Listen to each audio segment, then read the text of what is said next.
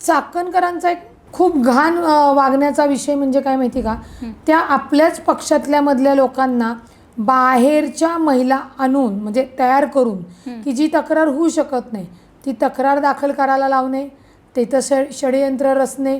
मग तुम्हाला मी अगदी प्रामाणिकपणे सांगते, ना युवतीला काम करून देणार ना युवकला काम करून देणार. आता एक मी रुपाली पाटील ठोंबरे, मी प्रवक्ता आहे. आमच्या प्रवक्ता किती जण आहेत आम्ही माहिती का, 19 जण आहेत. मग मी जर म्हणलं नाही नाही मीच प्रवक्ता आहे, 19 जण द्यायचीच नाही आणि संबंधच नाही आणि 19 जणांनी माझ्या अधिकाराखालीच वागायचं, मी म्हणलं की बस उठ की उठ, हा पक्ष आहे.